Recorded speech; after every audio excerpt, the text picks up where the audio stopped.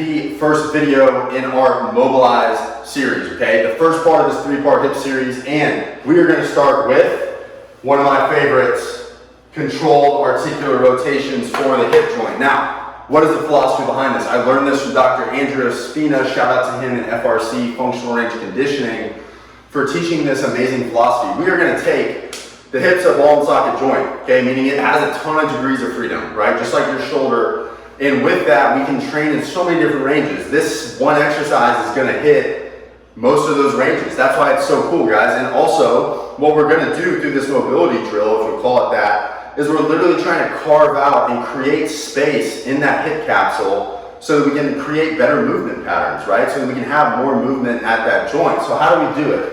Well, a CAR, C-A-A-R, controlled articular rotation for the hip, looks like this, okay? A modified version.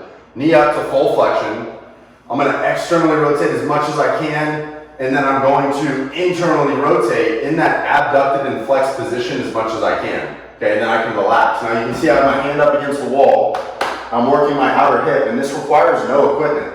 You just saw a full rep right there. Okay, so I lift up as much as I can. You can see the toe is pulled back as well. As soon as I hit a wall, okay, you might be down here right now, and that's okay. You can see my chest, look at my chest, guys, is staying tall the entire time I do this movement. At no point do I lean to get more range in my hip, to get my knee higher.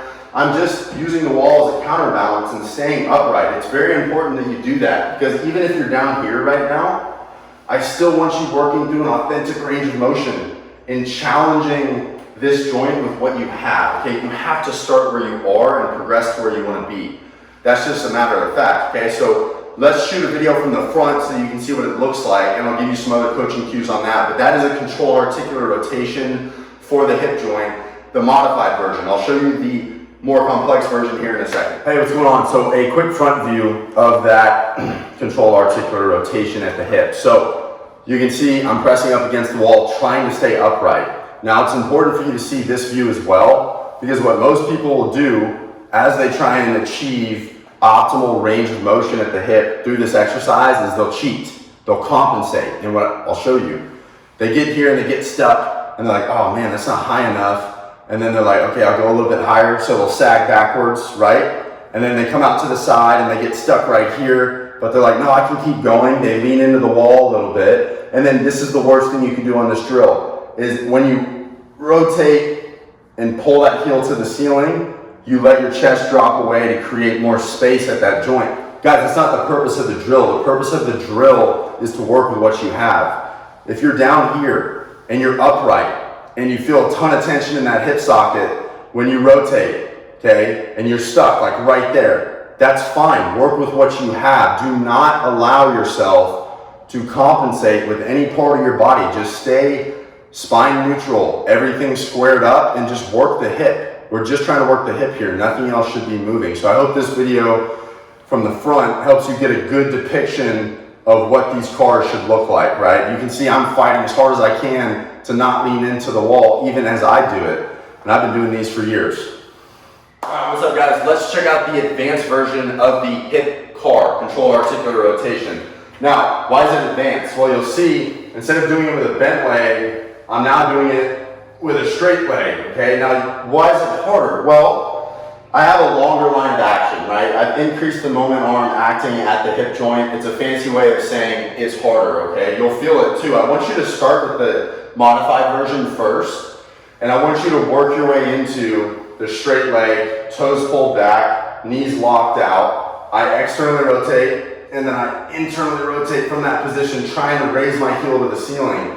Same concept, but it's a more advanced version. So start with the modified version, maybe a few weeks later after you feel like the muscles are better able to coordinate that movement correctly, then move into the advanced version, okay? I'm actually still, I get a ton of value still from the modified version, okay? And you will too. So start there and then progress to where you want to be later on. Sweet, guys. So you saw the modified version from the side and from the front. Now for the advanced version, I want to show you the front view as well, okay? And then I want to talk to you about when should these fit in, this first component to our Mobilize hip series.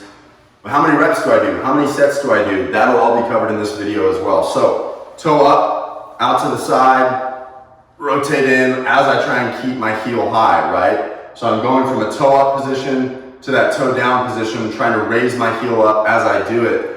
Mishaps on this one, this is the harder version. Like I said, the more advanced version is, you'll see a lot of people start opening up early with their hips, right? Or even worse, when they get to the hard part and it's time to rotate, they lean into that wall, right? To free up space and make it less intense. Not the purpose of the drill. Lower the leg and work with what you have and just get better at the movement, guys. Don't lean in too much to the wall. Don't open up the chest or open it up this way. Keep everything squared up. Now, for reps and sets, if you're new to this, I promise you don't need that much. 5 reps, quality reps. We're focused on quality over quantity on all of these mobilization exercises, okay? 5 reps is enough. It's a new movement and it's putting a lot of stress on that joint if you're doing it correctly. So do 5 reps on each leg, okay? And then go back and do 5 reps on each leg again and do that 3 times. That's it. Just 3 total sets of 5 reps on each leg is enough. A few weeks later, if you feel like you're making progress and that is getting easier for you, what you can do is you can do the advanced version now, right? With the leg straight as opposed to it being bent. Let's move on to our second mobilization exercise in our hip series. And I think you guys are gonna like this one too, so let's check it out.